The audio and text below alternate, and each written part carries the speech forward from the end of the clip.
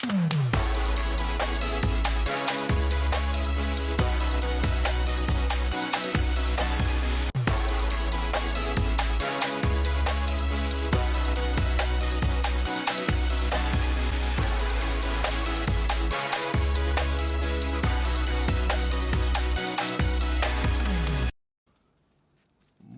à tous. Bien, voilà, il est 12h30 et c'est l'heure du ZCL News jusqu'à 14h avec aux informations nationales et internationales Iman News. Bonjour.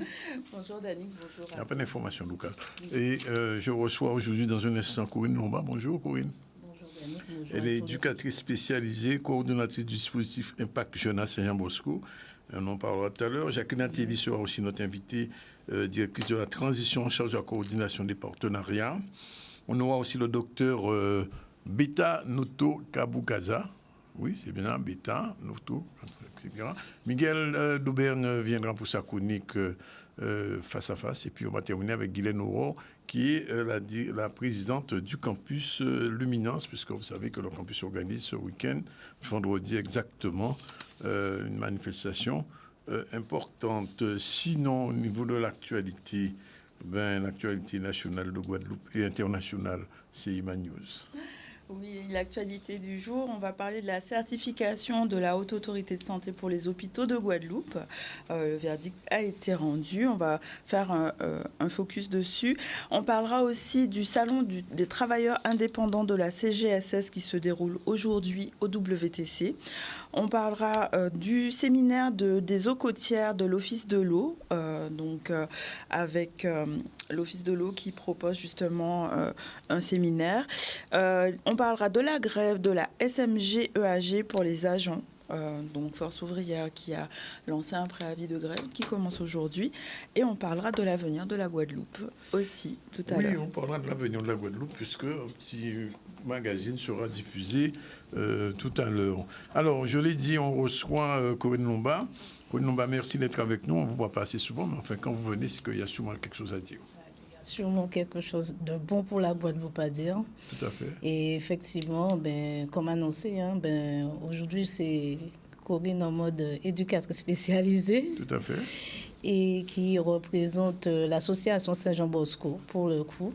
Et surtout, et plus singulièrement, le dispositif Impact Jeune. Alors, qu'est-ce que vous allez mettre en place ces jours-ci? Alors, pas qu'est-ce qu'on va mettre en place, nos jardins. Nos jardins.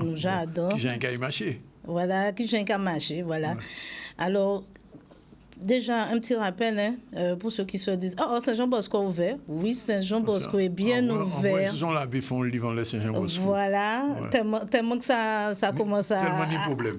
Non, tellement ça commence à travailler. Parce que Saint-Jean-Bosco est ouvert depuis 2016 de mémoire. Il y a une petite équipe qui était là au départ. Enfin, réouvert. Réouvert depuis 2016 avec une petite équipe qui a commencé par lancer pas mal de beaux projets dans le cadre de l'insertion et la réinsertion des jeunes de 16-29 ans, parce que c'est nous qui disons là, de 16 à 29 ans, depuis 2016. Et là, les choses ont décanté. Donc, nous avons 4 dispositifs qui accompagnent de 16-29 ans, c'est vrai, dans une première partie, et puis aussi les bénéficiaires du RSA. Oui. Alors, les 16-29 ans sont accompagnés par 3 dispositifs, le Bosco Initiative Jeunesse, le Propulse et Impact Jeune, qui est le dernier arrivé. Et les bénéficiaires du RSA sont accompagnés dans le cadre du chantier d'insertion Bosco Nutri Local qui a justement un petit marché le jeudi matin. Quand profitez-moi anti-publicité. Donc voilà. Et pour en revenir au sujet du jour, Impact Jeune. Oui, justement. Eh bien, c'est qui bite. Eh bien, le monde ne pas connaître que Saint-Jean-Bosco qui vient au Royaume, en Larila, dans les quartiers. Oui. Et donc, du coup, Saint-Jean-Bosco s'y est mis. Donc, Saint-Jean-Bosco va dans les quartiers à la rencontre des partenaires du territoire, c'est-à-dire les associations, les entreprises, les jeunes eux-mêmes dans les quartiers, que ce soit quartier priorité de la ville ou autre. Et pour l'instant, on couvre en grande majorité le sud Bastère. Oui. Mais alors, la question, Corinne, un jeune qui entend ça, est-ce qu'il faut qu'il soit à Saint-Jean-Bosco pour bénéficier de ces dispositifs ou bien n'importe quel jeune peut bénéficier? Alors, depuis on est 16 ans, jusqu'à 29 l'année, on va à leur rencontre. Et c'est comme ça qu'ils déjà ils ont un premier rapport avec Saint-Jean-Bosco. Oui. Et pour ce faire, on a mis quelques facilités, notamment un petit, je ne sais pas si on l'a là, un petit flyers avec un petit QR code. Donc on reste voilà, c'est ça. Tu cherches une solution pour ton avenir. Oui. Voilà, donc un petit QR code ou bien un WhatsApp, ou tout ce qu'on utilise, les jeunes utilisent aujourd'hui pour pouvoir entrer en contact avec Saint-Jean-Bosco. Oui. Donc c'est surtout ça, et nous, on les accompagne, que ce soit pour entrer à Saint-Jean-Bosco, mais aussi pour aller vers les dispositifs qui existent sur le territoire, parce que des fois, ils n'ont pas l'information ou ils ont la mauvaise information pour entrer soit sur une formation, retourner à l'école ou autre solution de réinsertion ou d'insertion sociale. Et donc, à partir de 16 ans. Hein? À partir de 16 ans. C'est même si on n'est pas encore à Saint-Jean-Bosco. Même si on n'est pas encore à Saint-Jean-Bosco, mais surtout être ce qu'on appelle sans emploi, sans travail, ou en décrochage. Donc là, on intervient, on accompagne les jeunes, et on sait très bien qu'un jeune accompagné, des fois, ne va pas sans la famille, donc on a un petit œil dessus. Oui. Voilà. Et ce dispositif, alors, Impact Jeune, c'est un dispositif, mais il conduit à quoi concrètement pour un jeune? Alors, il conduit dans un premier temps déjà à lui faire se raccorder à tout ce qui est démarche administrative. Pourquoi? Parce qu'on a constaté que, oui, il y a des choses qui existent, mais on oublie de dire que des fois, les jeunes n'ont même pas une pièce d'identité. Oui. Ils n'ont même pas un RIB à leur nom. Oui. Et le but de la manœuvre, quand on va à la rencontre de ces jeunes, puisqu'on fait du aller vers dans ce dispositif, dans les quartiers, eh bien justement, nous pas bloquer yo. Voilà, on ouvre le champ des possibles de manière à ce que, tu n'as pas ta pièce d'identité, allons voir qu'est-ce qui bloque pour ta pièce d'identité. Est-ce que c'est parce que tu ne sais pas comment t'y prendre? Est-ce que c'est parce que c'est livré de famille, pour ça, vous l'avez garé, donc nous allons essayer de porter en gomme pour ça. Donc il y a d'autres problématiques. Des fois, c'est manger. Ne serait-ce que le simple fait de ne pas manger, ton esprit est préoccupé par autre chose. Aussi, de panicage. C'est pour ça qu'on parle dans le domaine de l'accompagnement, soit l'insertion par le logement, l'insertion par l'emploi, l'insertion par autre chose, mais il y a différents types d'insertion. Donc voilà, donc on est dessus à Saint-Jean-Bosco. Et on est une équipe de trois ce qu'on appelle boosters chez nous, et qui faisons le travail. Alors, l'autre question, quelquefois, c'est que j'ai eu des jeunes qui disent ça. Oui, quoi dire, nous venons inscrire, nous venons ceci ou cela, mais des fois, nous pas venir l'argent pour prendre un taxi, pour prendre un bus, pour descendre, entre guillemets, juste Bastère, ou juste Goubert, à cas où on va proposer à un moment-là ça. Eh bien, quand vous répétez encore, nous travaillons pour la Guadeloupe. Ça veut dire que nous mettons les moyens en place pour nous fonctionner, pour nous aïe. Alors, nous, quand il y a dans les quartiers, c'est vrai. Nous, quand contre aussi avec les associations qui j'ai accompagné, nous avons un partenariat, par exemple, avec le PAGE, Plan Action Jeunesse. Nous avons un partenariat aussi avec les missions locales. Parce que des fois, nous sommes obligés de demander aussi, nous on parle dans débat avancé pour jeunesse. Là. Et surtout, notre force, c'est qu'on a des bus aussi chez nous qu'on peut utiliser pour pouvoir faire le taf. C'est-à-dire qu'on peut se dire, on leur donne rendez-vous, parce que si on veut vraiment qu'ils découvrent aussi, parce que des fois, mon grand pas connaître Bastère.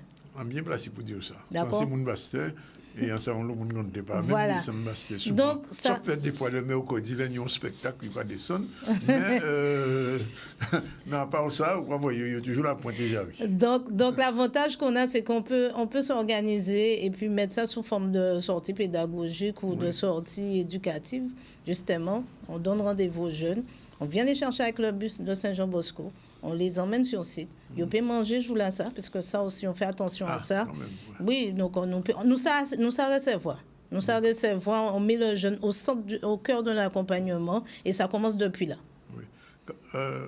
Moi, je vais poser une dernière question. Quand même, connaissent que je là, Saint-Bosco répond toutefois ça, il vient de Bosco. Alors, il faut dire que nous ne pas mettre mon cachot encore, c'est important. Oui. Nous pas mon taille à des casacas. Ça aussi, c'est important. Par contre, nous sommes une équipe qui est très motivée à ce qu'avoir des Guadeloupéens du bout pour demain.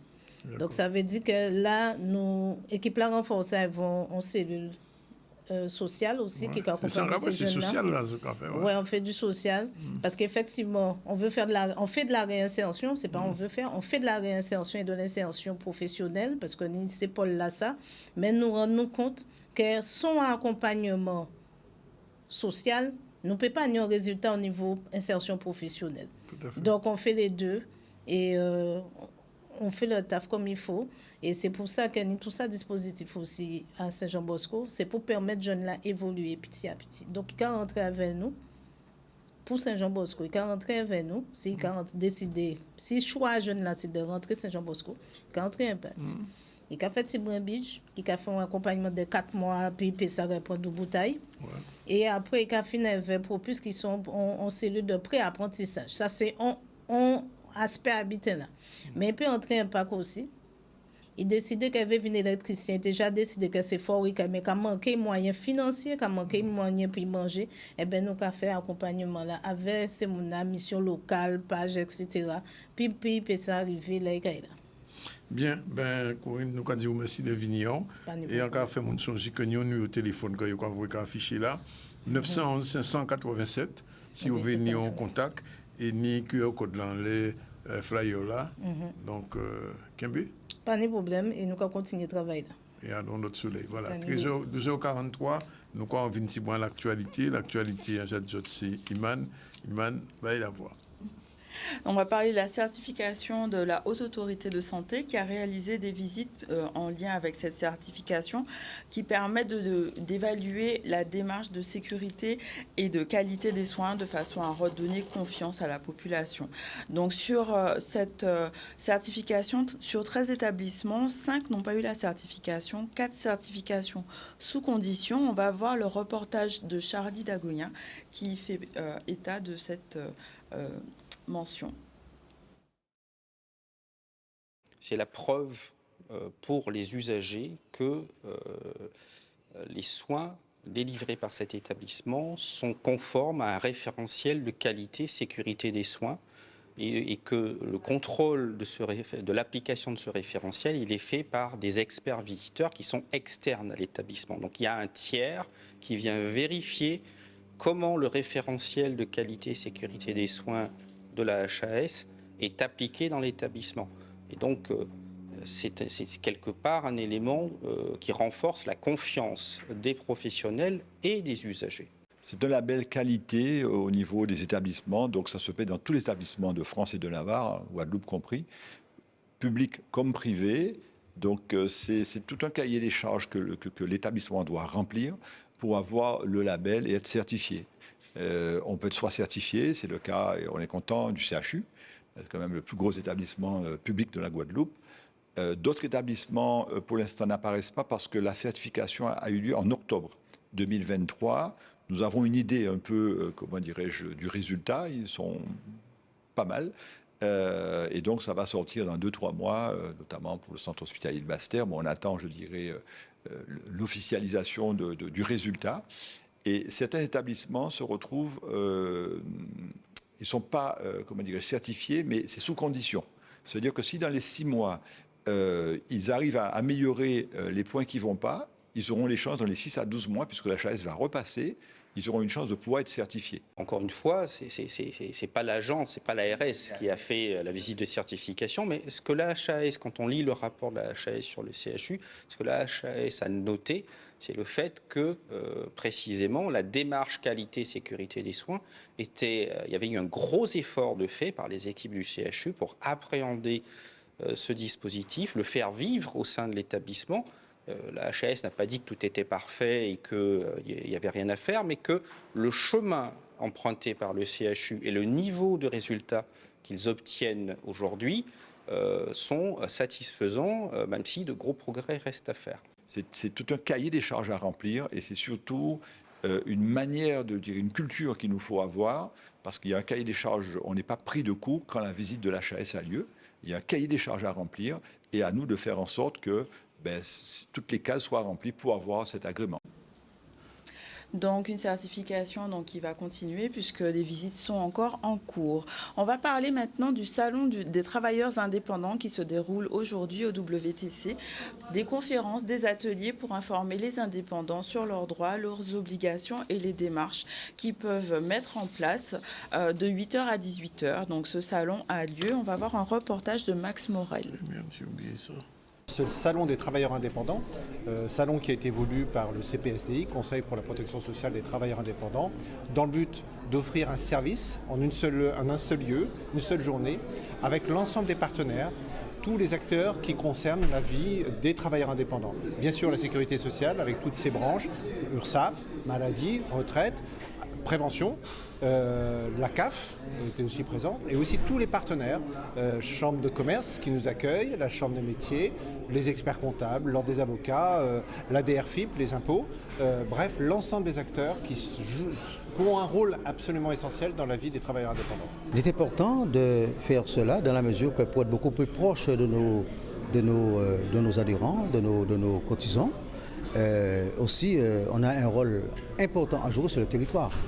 Et je félicite l'organisation qui a été mise en œuvre au sein de l'organisation par la CGSS de Guadeloupe et de Saint-Martin.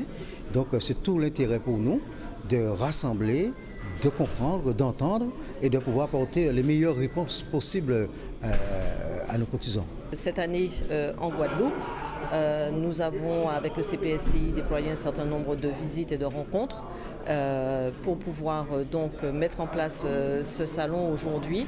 Et nous sommes ravis, suite à l'expérience martiniquaise, de voir que sur le territoire de la Guadeloupe, que les travailleurs indépendants puissent bénéficier d'une prestation d'une aussi grande qualité aujourd'hui et pouvoir rencontrer aussi bien les services de la CGSS dans toute sa dimension que aussi les autres services publics qui sont représentés comme la DETS, la Direction des finances publiques ou le Pôle emploi. Les travailleurs indépendants ont un gros problème, c'est qu'ils ne connaissent pas forcément tous les fonctionnements des administrations qui travaillent pour eux, tous les partenaires, etc.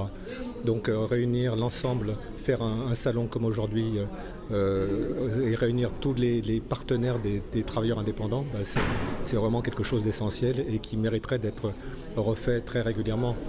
Ici, je pense que les travailleurs indépendants vont trouver un certain nombre de réponses à leurs problèmes, à montrer, voir aussi qu'ils ont des interlocuteurs et qui peuvent les contacter d'une manière relativement simple. L'idée, c'était de permettre et de faciliter la vie des travailleurs indépendants en leur offrant tout ce service sur un seul lieu pour avoir cette relation de proximité et répondre surtout à leurs questionnements et leur apporter un maximum d'informations. Et donc ce salon se perpétue jusqu'à 18h aujourd'hui au WTC. Parlons maintenant de l'eau, l'importance de sensibiliser le public sur l'importance de la préservation des eaux côtières. C'est l'occasion de ce séminaire organisé par l'Office de l'eau de Guadeloupe qui permet justement de parler de cette problématique pour pouvoir aussi mettre en place des actions pour assurer la durabilité de ces milieux aquatiques. On va voir un reportage de Solène Fèvre. Aujourd'hui, l'Office de l'eau a choisi donc, de commencer ce séminaire, et je dis bien commencer, puisque c'est toute une série d'autres séminaires qui seront donc à l'attention du public. Aujourd'hui, le thème est celui des eaux côtières, d'accord, donc une des eaux littorales que nous avons choisi donc, de mettre en avant au vu de la dégradation des milieux que l'on reconnaît tous les jours et qui, pour nous, est aujourd'hui source d'inquiétude. Ce que nous constatons de manière générale sur la période 2017-2022 sur le milieu marin, c'est que les récifs coralliens sont dans un état relativement dégradé. On va avoir des rejets d'assainissement, des rejets de l'agriculture qui vont tôt ou tard finir par se retrouver en mer. On va avoir les eaux pluviales qui vont transporter des micropolluants et qui vont se retrouver au niveau des récifs coralliens et les dégrader. On va aussi avoir directement sur le milieu marin tout ce qui est rejet de l'assainissement collectif, puisque les rejets vont arriver directement en mer. On va aussi avoir des rejets de diverses industries telles que les distilleries qui vont impacter dans une certaine mesure les coraux et les empêcher d'être en bonne santé. Le bilan, c'est que les eaux se dégradent d'année en année. Pour les eaux de mer, on est passé de 5 à 10% en qualité insuffisante de 2020 à 2022, ce qui montre une dégradation aussi d'année en année, même si on n'est pas arrivé, heureusement, à la dégradation que l'on a dans les eaux de rivière. Il faut être conscient que les résultats d'analyse que nous diffusons au public en tout cas ceux divisés par l'Office de l'eau, ce sont des résultats qui ont vocation, des analyses qui sont menées pour protéger l'environnement. Donc nous n'avons pas d'investigation pour protéger l'humain. Notre objectif, c'est de protéger l'environnement et de s'assurer de la durabilité des écosystèmes marins. Donc en termes de qualité de baignade, donc en termes de santé pour l'homme, ce sont les résultats de l'ARS qui font foi. Ce qui concerne les eaux de baignade, nous contrôlons la bactériologie. On est tenu de le faire une fois par mois, il ne faut pas que ça dépasse un mois. Et si on a un résultat qui est mauvais, on repasse évidemment pour recontrôler que la situation est redevenue normale.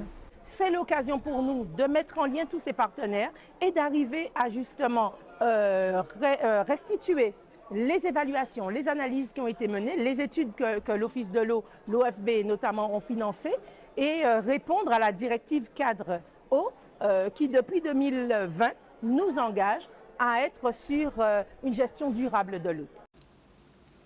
Voilà pour ce séminaire, on parlera d'eau tout à l'heure, mais on fait une petite pause publicitaire et on revient ensemble sur la deuxième partie du ZCL.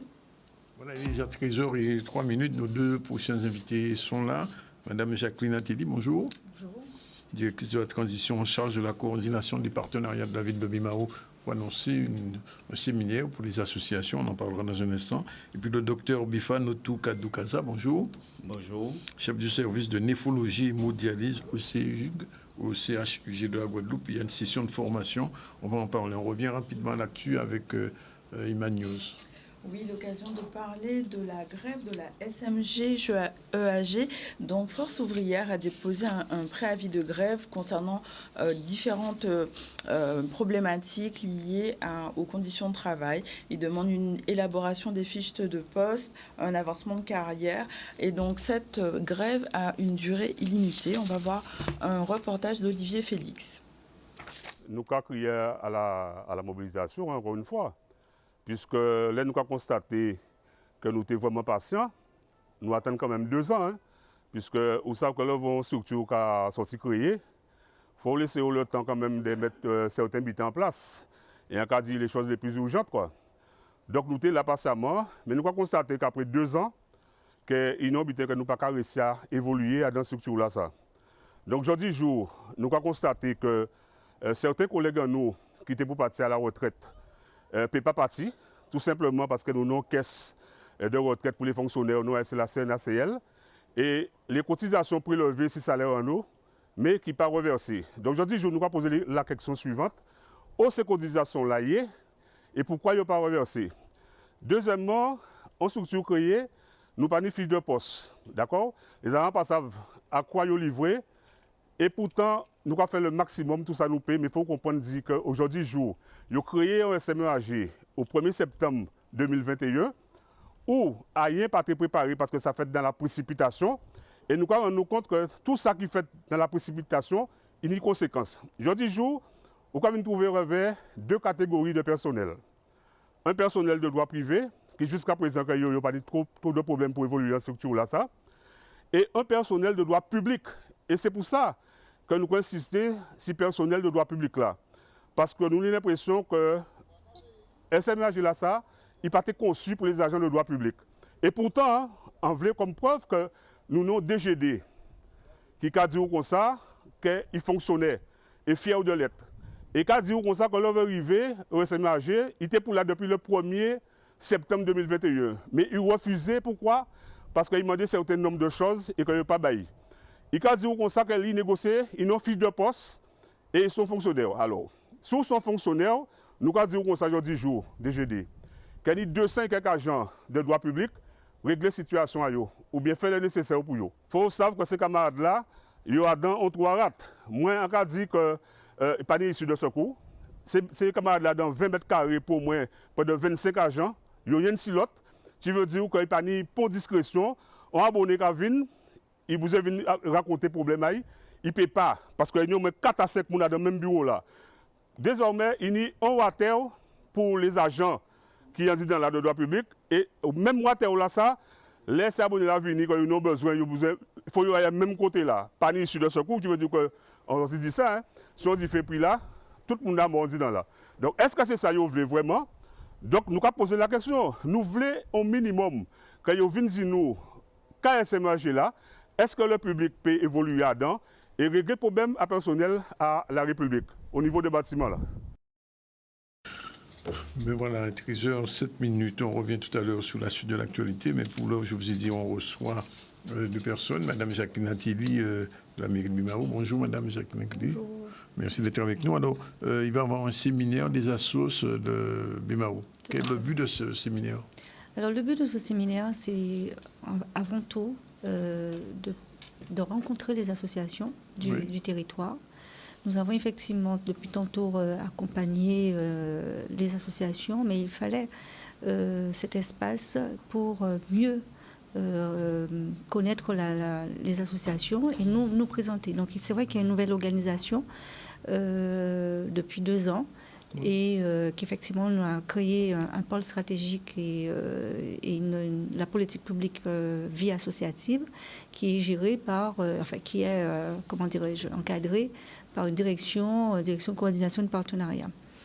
Et pourquoi la vie associative est intégrée dans cette direction de partenariat? C'est qu'en fait, effectivement, les associations sont vues comme des véritables partenaires de la ville en termes d'action, d'animation de ce territoire. Donc, ce séminaire aura pour mission effectivement, de rencontrer les associations et de leur présenter effectivement les dispositifs existants sur le territoire en termes d'accompagnement. Mais vous avez une idée du nombre d'assauts à Bimaou? Alors, nous avons effectivement fait la démarche auprès de la préfecture. Il y a 7000 associations inscrites à la préfecture. Mais sur les 7000, nous avons pu répertorier 214 précisément, qui fonctionnent réellement. Donc effectivement, il y a un travail de mise à jour qui est votre fichier même. Voilà. Et donc là, c'est pour ça que je parle de rencontre, de première rencontre, parce que c'est un rendez-vous annuel qu'on donne aux associations pour mieux les connaître, mais aussi et surtout rappeler effectivement le projet de mandature. Et ce sur quoi on attend effectivement les associations en termes d'acteurs, d'animation du territoire. Mais ça signifie que les associations peuvent jouer un rôle social dans la commune? Tout à fait. Le social, dans tous les domaines, donc social, culturel, économique et sportif, etc. Donc effectivement, le rendez-vous est donné à toutes les associations, quel que soit son domaine d'intervention. Alors, j'ai connu une époque où à Bimaou, il y avait un village d'associations.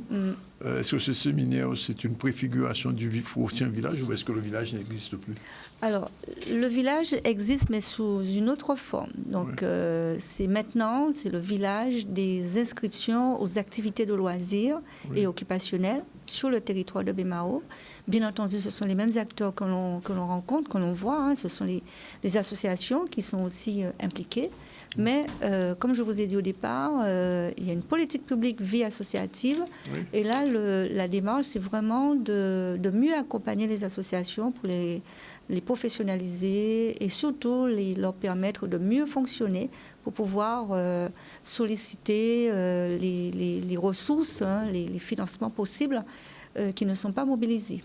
Mais alors, je vous écoute. Vous m'avez dit qu'il y a environ, officiellement, 7000 associations. Alors, espérons que les 7000 ne vont pas débarquer ce vendredi. Non, parce qu'en fait, effectivement, comme je vous ai dit, sous les 7000, on a pu être en contact avec au moins 214. Voilà. Cette réunion se fait à la maison communale de Vonche. La maison communale de Vonche. Alors, comment ça va, le programme réel de ce séminaire? Alors, le programme réel, donc en fait, dans une première partie, on va rappeler le projet de mandature de la ville.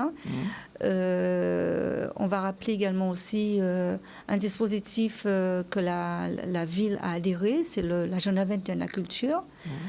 On fera aussi dans un deuxième temps un focus par un juriste sur la notion de bénévolat et la notion de gestion de fête. Et en troisième temps, les différents partenaires qui ont répondu favorablement pour présenter leurs différents dispositifs d'accompagnement. Et les associations auront la parole quand même? Bien sûr. Alors, c'est ce qu'on attend, effectivement. C'est un échange. Ce n'est pas une messe, hein. Ce n'est pas une grande messe. Donc, c'est un échange. Et comme je vous ai dit au départ, c'est une rencontre. Oui. Donc, effectivement, la ville prend un rendez-vous avec ses acteurs associatifs. C'est un rendez-vous annuel. Et à la suite de ce séminaire, le prochain rendez-vous, c'est qu'effectivement, décliner les problématiques qui vont être soulevées en atelier. Donc, à partir de 2024, nous allons approfondir les problématiques que rencontrent les associations en atelier qui seront animés par les différents acteurs qui seront présents lors de ce séminaire. Si je comprends bien, votre présence, c'est quand même un appel aux autres associations membres d'associations qui vous regardent en ce moment? Tout à fait. Parce que, alors, je voudrais aussi préciser qu'en fait, le séminaire ne s'adresse pas uniquement aux associations existantes, mais également à toute personne, tout citoyen qui souhaite créer une association.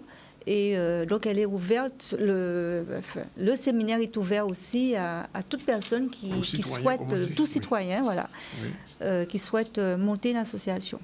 Il faut s'inscrire avant? Il faut s'inscrire avant parce qu'effectivement, l'espace, on est contraint en termes d'espace. Donc, oui, c'est important de s'inscrire avant. Bien. Écoutez, on vous remercie et puis on suivra ça, ce séminaire, et surtout la suite après. Merci beaucoup. C'est bien de faire un séminaire, il faut qu'il y ait une suite. Oui. Ouais. On va changer de registre, on va parler santé avec le docteur, comme on voit, Noto Kadou Kaza, c'est bien ça? Oui, c'est bien ça. Voilà, il est chef du service de néphrologie et d'hémodialyse. Alors, vous êtes venu ici parce qu'il y a une session de formation néphrologie qui démarre? Demain à 18h au Club des médecins, au CHU de Guadeloupe. Donc, c'est une session de formation destinée au personnel de santé, notamment les infirmiers et les aides-soignantes qui sont intéressés ou qui travaillent déjà dans le domaine de la néphrologie et de la dialyse. Alors, pour les gens qui ne savent pas, c'est quoi la néphrologie? Alors, donc, la néphrologie, c'est la partie de la médecine qui s'occupe spécialement des maladies rénales. Tout à fait. Oui. Et donc, ces sessions de formation, elles vont durer combien de temps? Alors, c'est une session de formation qui va durer et qui va se dérouler sur 3 heures. Et en fait, donc, les objectifs visés, donc, c'est de permettre aux paramédicaux, c'est-à-dire que les infirmiers notamment, d'acquérir des connaissances théoriques et aussi pratiques sur la maladie rénale, ainsi que la prise en charge, notamment en dialyse. Ça signifie que ces maladies rénales sont importantes en Guadeloupe? Mais bien évidemment, donc, comme vous savez, et peut-être que vous avez déjà entendu parler, sur les maladies rénales, donc, la Guadeloupe, comme les territoires ultramarins, ont le double de la prévalence par rapport à la France hexagonale. Oui. Donc, quand on prend par exemple, en France, on estime peut-être 5 personnes sur 100 qui sont malades de reins, qu'on prend là comme ça au hasard, mais on estime en Guadeloupe que c'est 11 sur 100. Oui. Il y a une prévention pour ce type de maladie, quand même? Mais bien évidemment, il y a une prévention et ces maladies-là ont une particularité, c'est que c'est une maladie silencieuse. Oui. Ça ne fait pas mal. Donc quand ça fait mal, c'est que quand on découvre, c'est trop tard, c'est que vous avez besoin de dialyser. On va dire les reins ne fonctionnent pas. C'est un peu comme le diabète, quoi. C'est ça. Donc pour ça, c'est pour ça qu'on va au-delà pour faire de la prévention. Et notamment, cette session permettra d'informer, en tout cas, les paramédicaux qui vont être le relais aussi dans la population, ce que c'est que ces maladies rénales et comment on les prévient. Oui. Et aussi les traitements proposés.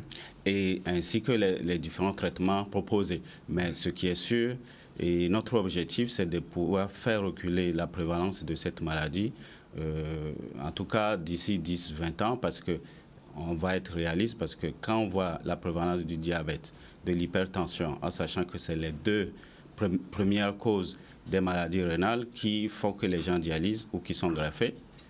Et donc, je pense qu'il y a du chemin à faire. Mais bon, plus on sensibilise, mieux c'est, puisque c'est des maladies qui ne font pas mal. Donc, on les découvre trop tard. Alors, vous êtes néphrologue. Est-ce qu'il y a suffisamment de spécialistes de ces maladies ici? la néphrologie, comme toutes les spécialités, au jour d'aujourd'hui en France, et les médecins sont déficitaires. Donc, et par exemple au CHU, le service comporte toutes les unités, c'est-à-dire qu'on fait le traitement, on dépiste, on traite, et quand ça ne va pas, on fait la dialyse et on greffe aussi. Nous sommes un centre de référence anti-Guyane de greffe rénale, mais au jour d'aujourd'hui, j'estime que j'ai besoin, par exemple, de 7 médecins en temps plein, mais je tourne qu'avec 3. Oui, mais on continue à se battre, à améliorer les conditions de prise en charge, malgré le déficit de médecins. Alors, c'est l'association AP Émergie qui fait ça. Alors, cette formation, vous avez dit professionnel de santé, c'est-à-dire infirmier, médecin. Infirmier, médecin, aide-soignant. Même les aides-soignants, ça va jusqu'aux aides-soignants. Oui, parce que, par exemple, en dialyse, les aides-soignantes ont certaines compétences et aident aussi à brancher, par exemple, les malades et dans certaines structures. Donc, oui, les aides-soignantes sont... Mais est-ce que, par exemple, les infirmiers libéraux pourront participer à cette formation? Oui, parce que bon, par exemple, la dialyse, c'est très technique. Oui. Et au cours de leur formation à l'Institut de formation des infirmiers, il n'y a pas de formation dédiée à ça. Donc, ceux qui y travaillent, c'est quand ils viennent dans le service qu'on les forme. Donc, ça fait à peu près comme une formation sur l'État. Et c'est après qu'on est obligé, comme cette formation-là, de leur donner la partie théorique, réellement de comment ça se passe, pour améliorer la qualité de prise en charge. Il est encore temps de s'inscrire si un infirmier ou une infirmière ou un aide-soignant écoute, on vous entend en ce moment? Oui, je pense que c'est encore possible. Et il suffit d'appeler, il y a 2 numéros, le 06 90 73 60 09. Oui. Ou d'appeler le 06 90 08 64 69. Et donc, ces personnes vont les aider. C'est juste une participation parce que c'est bénévole. Donc, c'est 5 €. C'est juste pour formaliser l'inscription. Et ils pourront suivre la formation. C'est à 18h. Hein? À 18h demain au club médical au CHU de Guadeloupe. Oui. Bien. Bon, écoutez, on remercie d'être venu au nom de l'association de la prévention des maladies rénales, c'est bien le nom. Et vous êtes spécialiste, sophrologue et donc invité l'ensemble des pratiquants du secteur de la santé d'être à ce rendez-vous demain à 18h au CHU, en espérant qu'il y aura un maximum. Votre capacité est de combien? On était parti sur une capacité de 50.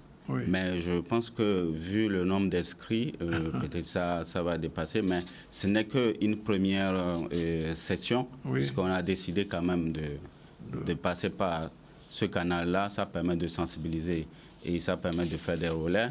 Oui. Donc, on va organiser au besoin d'autres sessions. Voilà. Bien. Docteur, merci en tout cas d'être venu. Merci pour les infirmiers et autres qui regardent et qui devraient s'inscrire. Il est 13h20, le temps de revenir à ce séminaire qui s'est déroulé il y a 2 semaines maintenant en Guadeloupe. On y revient avec un petit reportage. C'était sur l'avenir de la Guadeloupe. C'est parti.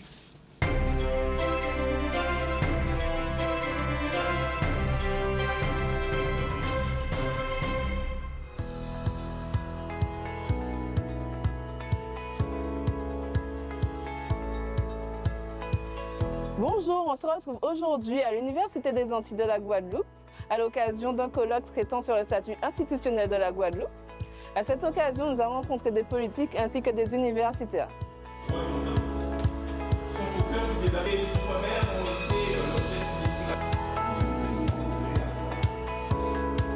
Nous partons à la rencontre de Harry Chalus, président de la région Guadeloupe. Comme je viens de le dire dans mon discours, dans l'amphithéâtre, la Guadeloupe, même cette vision, ce sont les maires d'abord qui devaient avoir une vision pour leur commune, comment développer leur commune, comment améliorer le quotidien de leurs administrés, comment redonner confiance à leurs administrés, comment mettre en place les politiques publiques, les déchets, le transport, l'eau, les routes, l'éclairage public. La réussite de la Guadeloupe, c'est la réussite des 32 communes d'abord, accompagnées par des collectivités majeures. Le développement de notre littoral, mettre en place les infrastructures sportives comme nous le faisons aujourd'hui. Et si nous arrivons à être ensemble, arrivons à réfléchir ensemble, à penser ensemble pour pouvoir équiper la Guadeloupe, ce sera la bonne vision dans 10 ans. L'évolution statutaire est un sujet important aujourd'hui pour la Guadeloupe. Nous écoutons Guy Losbar à ce sujet. Du point de vue statutaire, moi je souhaite une évolution. Mais pourquoi? Il faut considérer que nous sommes dans un monde qui évolue, un monde qui bouge. Aujourd'hui, la géopolitique n'est plus ce qu'elle était il y a 10 ans. Il y a de nouvelles puissances qui s'installent. Donc il faut que nous soyons conscients de cela parce que, qu'on le veuille ou pas, cela va impacter notre quotidien, notre devenir. Deuxième chose, il faut qu'on soit conscient de qui nous sommes. Nous sommes un archipel avec une composition en termes de population, de communauté, 60% d'origine afro-descendant, 20% d'origine indienne. Et cela a un sens. Cela a un sens puisque cela peut créer des liens au-delà du statut que nous soyons des Européens qui vivent dans la Caraïbe et de nationalité française. Maintenant, toute évolution doit permettre de nous protéger dans un premier temps et doit nous permettre de nous développer. Se protéger en termes d'autonomie alimentaire, on a vu lorsqu'il y a une crise, automatiquement, cela crée des conséquences et quel que soit le pays, vous ne pouvez pas avoir 100% de votre consommation qui viennent de l'extérieur. En termes de santé également, en termes de risques, nous sommes un territoire qui subit tous les risques cycloniques, volcaniques. Il faut que nous ayons les moyens de nous protéger nous-mêmes. Maintenant, ce sont des éléments qui assurent une protection compte tenu du contexte international et de notre situation. Mais il faut aussi se développer. Le tourisme est un booster. Et là, ayant une agriculture mieux centrée sur notre consommation, nous pourrons créer notre propre marché intérieur. Il faut aussi des éléments économiques concernant les entreprises. Nous avons un tissu économique qui est basé sur des micro-entreprises. Là, il faut une réglementation adaptée pour qu'ils puissent avoir accès aux différents marchés. Et le tourisme qui doit être recentré sur notre propre consommation, notre culture. Ce sont tous ces préalables, tous ces éléments qui sont nécessaires pour créer les conditions pour un développement au niveau donc, du pays et qui ferait en sorte d'améliorer le bien-être des Guadeloupéens, mais surtout que nos jeunes Guadeloupéens puissent revenir au pays.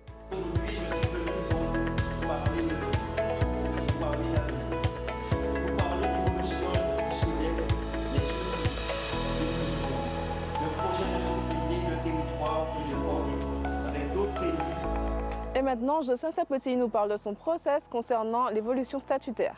Mais je pense que dans 10 ans, la Guadeloupe devrait avoir des institutions, des pouvoirs locaux qui s'affirment davantage pour mieux réussir les politiques publiques.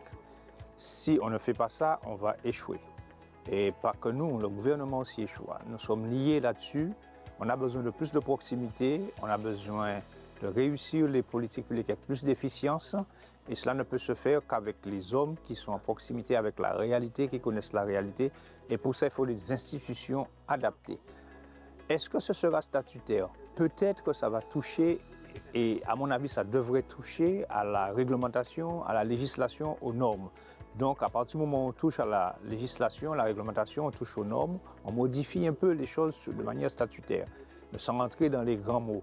Mais à mon avis, la réussite des politiques publiques, la réussite même de l'avenir de la Guadeloupe passe par cette efficacité, voire plutôt cette efficience des politiques publiques à travers, bien sûr, des institutions adaptées.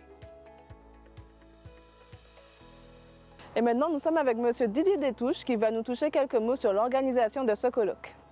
Alors, ce colloque répond à deux objectifs, deux ambitions. La première, c'était de pouvoir offrir, puisque c'est un colloque grand public en sa première journée du 4 novembre, eh bien, offrir à la population guadeloupéenne des éléments d'analyse, de définition, d'explication, de simplification, de vulgarisation, des notions que l'on entend souvent dans la bouche des politiques ou d'intellectuels qui concernent l'évolution de la Guadeloupe, mais plus généralement sa place dans la Constitution, sa place dans la République et comment on peut effectivement améliorer les politiques publiques, donc l'action publique, au bénéfice des administrés et des citoyens, soit en changeant de statut, soit en restant dans le même statut, soit en faisant évoluer nos institutions, soit en préservant celles que nous avons. Et enfin, la deuxième ambition, c'était tout simplement d'opérer un lionnage qui a trop fait défaut entre les élus et les universitaires qui réfléchissent sur ces questions, pour certains, depuis très longtemps. Et Et maintenant, nous sommes avec deux jeunes étudiants en master qui nous parlent de leur point de vue au niveau statutaire. Je vois la Guadeloupe demain comme un territoire prospère. Je pense que certaines choses devraient être faites dans le bon sens pour qu'on puisse accéder à ce statut. Parce qu'aujourd'hui, on a un statut de territoire malheureusement sous-développé par rapport à certaines îles voisines notamment. Alors plus tard, je vois la Guadeloupe comme un territoire avec moins de crises, quelles que soient des crises politiques, économiques ou sociales. Une Guadeloupe où sa jeunesse se sentent intimement liés aux problématiques. Et l'enjeu aujourd'hui, c'est vraiment de renforcer cette transmission et de la partager à l'avenir avec les autres générations futures, de cerner les problématiques et de voir comment on peut les résoudre à notre niveau.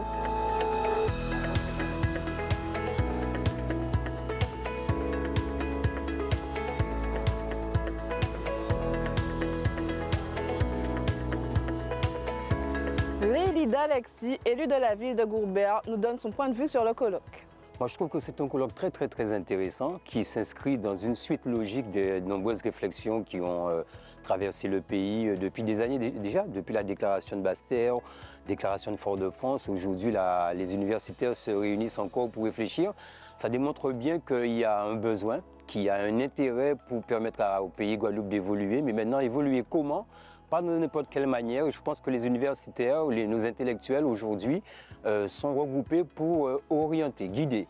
Et il y a deux notions essentielles que je retiens aujourd'hui, que je n'avais pas encore vraiment ciblées.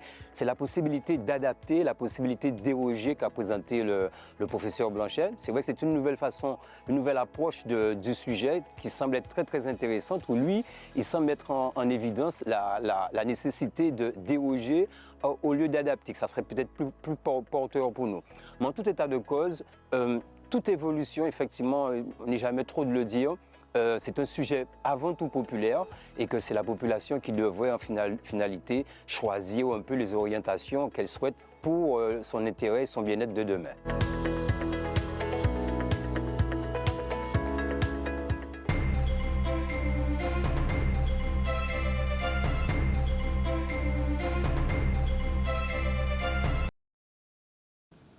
Voilà, troisième et dernière pause tout de suite à 13h29. On va retrouver dans un instant Madame Guylaine Aurore, qui est justement la présidente du campus Luminance, qui organise les rencontres audiovisuelles qui auront lieu ce vendredi. À tout de suite. Voilà, c'est la dernière séquence du ZCL News. Très rapidement, Iman rappelle les titres. Ensuite, on donnera la parole successivement à Madame Aurore Guylaine, de son prénom, et notre chroniqueuse du mardi, Miguel Douvergne. Bonjour à toutes les deux. Bonjour. Et merci d'être là. Rappel des titres. Rappel des titres. Aujourd'hui, mardi, on a parlé de la certification de la Haute Autorité de Santé pour les hôpitaux de Guadeloupe. On a aussi évoqué le salon qui a lieu aujourd'hui au WTC pour les travailleurs indépendants, donc organisé par la CGSS. Nous sommes venus aussi sur le séminaire des eaux côtières organisé par l'Office de l'eau. On a parlé de la grève pour les agents de la SMG-EAG, donc Force ouvrière, qui a lancé un préavis à durée illimitée. On a parlé aussi de l'avenir de la Guadeloupe sur un reportage que nous avons vu ensemble. Voilà, merci. Tout de suite, on va parler du campus Luminance. Bonjour Madame Aurore. Bonjour Monsieur Zandronis. Merci d'être là. Pour les gens qui ne savent pas, c'est quoi ce campus? Alors le campus des métiers et des qualifications de l'audiovisuel et du cinéma est un label qui a été donné à deux porteurs de ce projet, qui étaient l'IUT de la Guadeloupe et le lycée de Pointe-Noire. Et donc c'est un label qui permet de proposer, en tout cas, de créer l'ambition. Voilà, c'est ça. C'est bien le mot, de créer l'ambition chez les jeunes d'aller vers ces métiers de l'audiovisuel qui sont des métiers de l'avenir. Et alors vous travaillez aussi, vous êtes aussi, il faut le dire, vice-président de l'université, mais vous avez aussi une section chez vous MMI. Oui, je suis la directrice de l'IUT de la Guadeloupe, qui a effectivement un département métier du multimédia et de l'Internet qui est directement concerné par les métiers de l'audiovisuel. Voilà. Alors, je vous pose la question, est-ce que vous avez le sentiment quand même que, d'une manière générale, au niveau de l'éducation, au niveau de la formation, que les questions audiovisuelles sont suffisamment prises en compte en Guadeloupe? Et je dis même au-delà en Martinique. Alors, je ne dirais pas qu'elles sont insuffisamment prises en compte. Je crois qu'il y a beaucoup d'efforts qui ont été faits, notamment au niveau de l'académie. Il y a beaucoup de spécialités dans l'audiovisuel et dans le cinéma qui sont proposées aux collégiens et aux lycéens. À l'université, nous avons des formations aussi bien en Martinique qu'en Guadeloupe autour de la communication. Donc, je vous ai cité tout à l'heure le bachelor universitaire de technologie, métier du multimédia et de l'Internet. Nous avons une licence pro, gestion de projet, de structures culturelles, artistiques. Oui, des arts et de la culture. Exactement. Sur la Martinique, nous avons un master information communication. Donc, voilà, les choses prennent un peu forme et nous avons quand même une offre de formation qui n'est pas complète, bien évidemment, mais en tout cas qui commence et qui est assez... qui commence, on dira, qui est bien initiée. Et c'est dans ce contexte-là que ces rencontres audiovisuelles auront lieu, justement. Alors effectivement, c'est la première édition des rencontres de l'audiovisuel en Guadeloupe. C'est un salon qui a été initié par le campus des métiers et des qualifications Luminance, qui prend la forme d'un salon. Ce salon se fait en partenariat avec Guadeloupe la Première et il permet à des lycéens d'être informés ou plutôt d'être orientés vers on va dire, une offre de formation, bien sûr les lycéens qui sont intéressés par ces métiers de l'audiovisuel et du cinéma, vers des formations post-bac avant l'ouverture de Parcoursup. Alors, ce salon se tient ce vendredi. Il se tient ce vendredi 17 novembre dans les jardins de Guadeloupe la Première, de 9h à 17h. Et d'après ce que j'ai compris, j'ai su, on commence à déborder là. Déborder. On fait le plein et c'est très bien, c'est très bien. Ça prouve qu'il y a une demande. On m'a dit qu'il y a beaucoup d'inscriptions. Il y a beaucoup d'inscriptions, effectivement. Oui. Donc ça prouve que ça intéresse nos jeunes étudiants lycéens. Je crois qu'il y a une demande. Il y a une demande et donc ça prouve bien qu'il y a beaucoup de jeunes qui sont intéressés.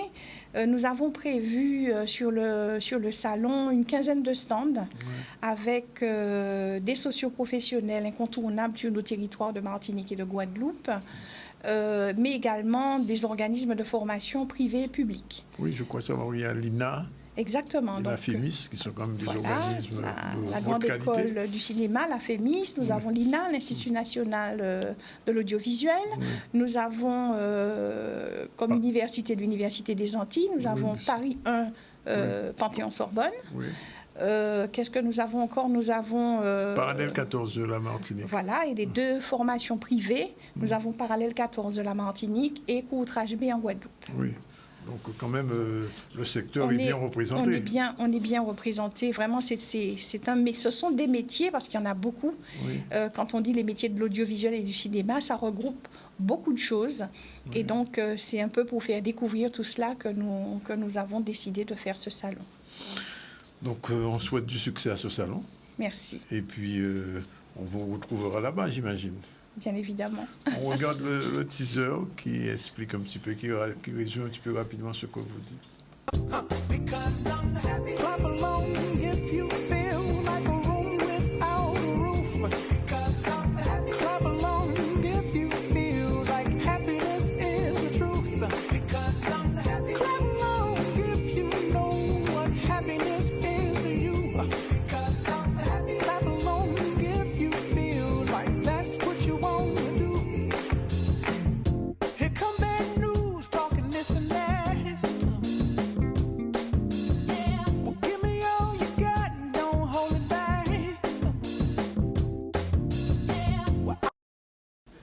Voilà, Guinée, nous avons quand même deux petits mots quand même sur votre campus de Saint-Claude.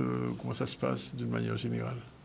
Ça se passe bien. Nous avons fait le plein d'étudiants cette année. Donc l'effectif continue de progresser. Sur le campus de Saint-Claude, je rappelle que nous avons 2 composantes. Oui, donc, l'UFR Roger Thompson et voilà, la fac de lettres. Et puis l'IUT de la Guadeloupe avec ses 4 départements que sont le génie biologique, carrière sociale, la gestion des entreprises et des administrations et notre département métier du multimédia et de l'Internet. La semaine dernière, on recevait ici le président de l'université, puisque vous le savez, l'université de la Guadeloupe est entrée dans le club des grands à Shanghai. En effet. Ouais. Et nous en sommes très fiers. C'est une très bonne chose, en tout cas. Tout à fait. Voilà, je vous remercie. Moi. On quitte votre secteur et on va parler d'autre chose, quelque chose de plus particulier, la souffrance dès la naissance. Avec Mylène, bonjour. Bonjour. Alors, qu'est-ce que c'est que cette souffrance dont on parle beaucoup? Alors, moi aujourd'hui, j'aurais voulu dire aux téléspectateurs, est-ce que la question que je pose, c'est est-ce que vous avez envie d'avoir une autre version, la meilleure version de soi-même, voilà, de vous-même, voilà. C'est essayer de trouver la meilleure version de soi-même. Je crois que c'est important à un moment donné, lorsqu'on souffre. On peut être amené à se demander ce que l'on vit sur cette terre, pourquoi on est là et pourquoi nous, voilà. Et je pense qu'en chacun d'entre nous, nous vivons tous avec cette souffrance, d'une souffrance quelle qu'elle soit. Hein. C'est pas forcément dû à une violence, hein. Ça peut être une souffrance aussi tout simplement de ne pas être à la bonne place, de ne pas être dans le bon métier, de ne pas s'épanouir dans sa vie tout simplement. Et moi, je voulais mettre l'accent là-dessus. Dans ma vie, donc je rappelle, 49 ans, mais 33 ans de vie de violence, j'ai eu le choix d'accepter de vivre dans un mal-être. J'ai eu le choix de vivre avec la souffrance et dans la souffrance. J'ai eu le choix de l'extirper aussi, et j'ai eu ce choix, et je l'ai fait, de l'extirper de mon esprit, de la rejeter complètement, de la confondre et d'en faire aussi des opportunités. Et c'est à partir de là que pour moi l'espoir est né. Parce qu'à partir du moment que vous pouvez prendre quelque chose de négatif et de le mettre en situation positive, je pense que ça vous donne de l'espoir justement pour la suite. Voilà. Et comment ce choix s'est opéré? Alors, déjà, je donne quelques définitions que j'ai prises tout simplement pour montrer aux téléspectateurs que ce que je vis et ce que je dis, bon nombre d'entre vous le vivez, d'une façon ou d'une autre. La souffrance, elle se qualifie tout simplement, qualifie un être qui supporte, qui endure, qui subit une douleur physique ou morale, un état de mal-être. Vous savez, vous pouvez juste dire à quelqu'un tu n'es pas bon, tu ne seras jamais bon. Juste ça. Oui. C'est déjà le dénigrer, c'est déjà le retrancher dans une case qu'il n'a peut-être même pas pensé être. Et il va se dire, soit il se dit, on m'a dit que je n'étais pas bon, donc je ne serai jamais bon. Soit il se regarde et se dit, mais qui es-tu toi pour dire que je ne suis pas bon? Tu ne me connais pas. Donc je vais prouver que je suis bon. Donc on peut souffrir de ça. On peut souffrir d'une parole, on peut souffrir d'un geste, on peut souffrir d'un regard, on peut souffrir vraiment pour plein de choses. L'espoir, quand on parle d'espoir, c'est le fait d'espérer. C'est le fait d'attendre quelque chose de bienveillant, de mieux que ce qu'on a déjà. Donc avoir confiance dans la réalisation, dans l'avenir de quelque chose qui est favorable pour soi. L'espoir que mon mari change. L'espoir que je change. L'espoir que mon enfant travaille mieux à l'école. Ça peut être n'importe quoi. L'espoir aussi de trouver un milliardaire et de pouvoir... voilà. Il y a beaucoup de femmes qui espèrent tomber sur un milliardaire. Bon, bref, je ne sais pas ce que ça apporte, mais bon, c'est comme ça. L'espoir de mieux vivre, l'espoir d'avoir meilleure santé. Donc ça peut être un espoir de positionner dans toute chose.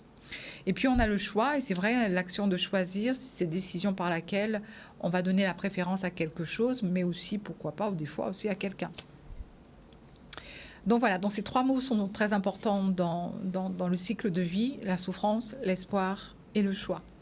Et pourquoi ces 3 mots? Mais parce qu'aujourd'hui, alors je pourrais vous poser la question, hein, nous souffrons tous, d'une manière ou d'une autre. Nous avons espoir tous en quelque chose. Et nous avons toujours le choix, n'est-ce pas? Alors après, ça peut aller beaucoup plus loin. Mais maintenant, c'est de savoir pourquoi je dois continuer à souffrir.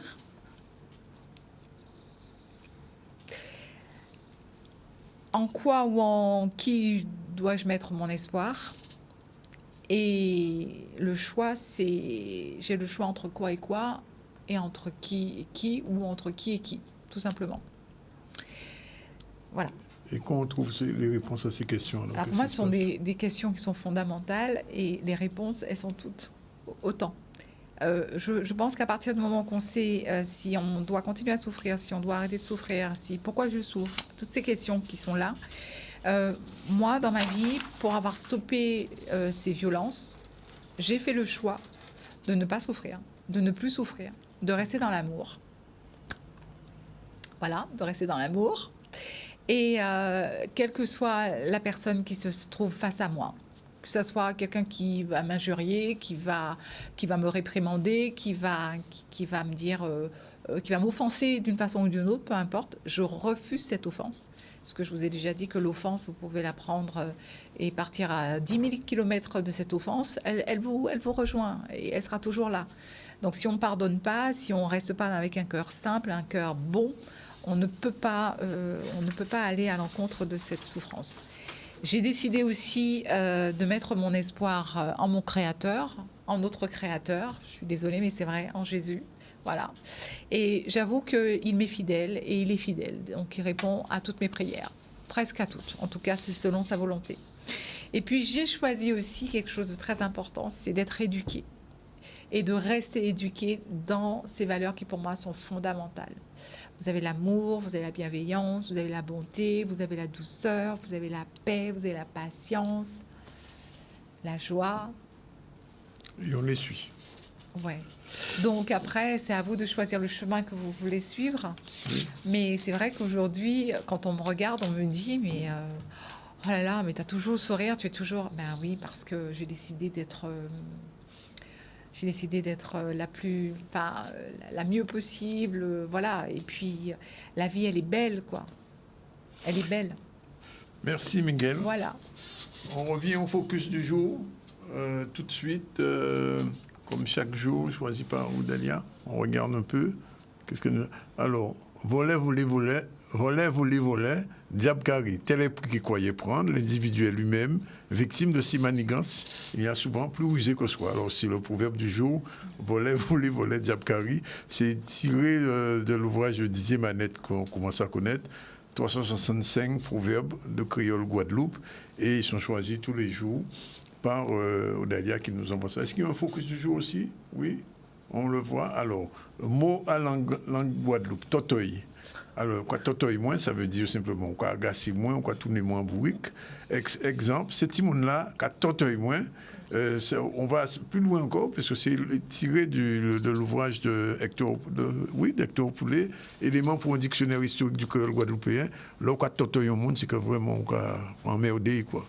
Pas totoy moins, c'est le terme qu'on utilise souvent en créole. Ce sont des mots du créole guadeloupéen qui ont tendance un petit peu à disparaître, mais qu'on essaie de redonner une petite vigueur chaque jour dans cette émission. On a terminé avec les focus, oui.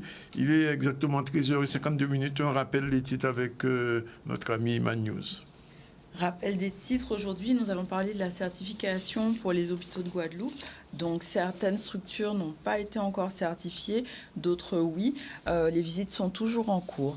On a parlé aussi du salon des travailleurs indépendants qui se déroule au WTC, organisé par la CGSS. L'occasion pour les travailleurs indépendants de voir un peu leurs droits, leurs obligations et les démarches qu'ils peuvent faire liées à leur profession. Nous sommes venus aussi sur le séminaire qui a lieu sur le Gosier, en lien avec l'Office de l'eau qui organise ce séminaire pour parler des eaux côtières et de comment mettre en place des actions pour maintenir cet écosystème. Nous sommes aussi allés sur la grève des agents de la SMG-EAG qui demandent l'amélioration des conditions de travail. Et nous avons parlé de l'avenir de la Guadeloupe en lien avec ce congrès des maires qui se prépare aussi le 20 novembre. Merci Iman. Je rappelle qu'on a reçu au début du ZCL Corinne Lombard. C'est une éducatrice spécialisée qui est venue nous expliquer un nouveau dispositif mis en place à Saint-Jean-Bosco. Et donc, je vous rappelle que vous pouvez vous inscrire au 911 587, c'est le portable. Jacqueline Ateli, la directrice de la transition en charge de la coordination des partenariats à la mairie de Bémao, est venue nous parler du séminaire des associations qui va aller ce vendredi 17 novembre à partir de 17h, de 17h à 20h. Un peu plus tard, le docteur Befa Notuka Dukaza nous a parlé de la sophrologie, de cette session de formation ouverte à tous les personnels de santé, parce qu'en Guadeloupe, il y a beaucoup de gens qui souffrent de maladies rénales et donc il faut de plus en plus de spécialistes. Miguel Douben nous a fait sa petite chronique sur la souffrance et nous allons terminer avec Madame Aurore, bien sûr, Guylaine, qui nous a parlé de cette manifestation qui aura lieu ce vendredi à partir de 9h du matin. Ce sera dans les jardins de Guadeloupe la première. Il faut s'inscrire, bien sûr, s'il reste encore de la place, parce qu'on est en long monde qui s'inscrit. Et donc, rendez-vous à partir de 9h. Ce sera toute la journée jusqu'à 17h. Je précise que pendant ce séminaire, cette journée, il y aura notamment un petit focus sur Christian Lara qui sera fait avec un montage et la diffusion du film Timounao, film guadeloupéen qui a été primé à plein de festivals et qui est un court-métrage qui sera diffusé. Mais sinon, toute la journée, vous pouvez visiter les 15 stands qui seront là et qui donneront l'occasion aux jeunes d'avoir des possibilités de formation sur la filière audiovisuelle. Voilà, on a tout dit, j'espère. Merci Iman, merci Madame Aurore, merci Mylène et merci à tous les gens qui nous regardent en Guadeloupe, en Martinique, en France et en Afrique maintenant, puisqu'on est vu au Bénin, au Congo et au Sénégal. Voilà, c'est fini pour aujourd'hui. La réalisation était assurée par Jordan avec le soutien de Lorenza qui était aussi à la co-réalisation avec lui en support. Voilà, à demain à la même heure. Keeping my vision straight. Money on me, I got problems, but they can wait. Don't let the day get away. It's so beautiful, soaking it.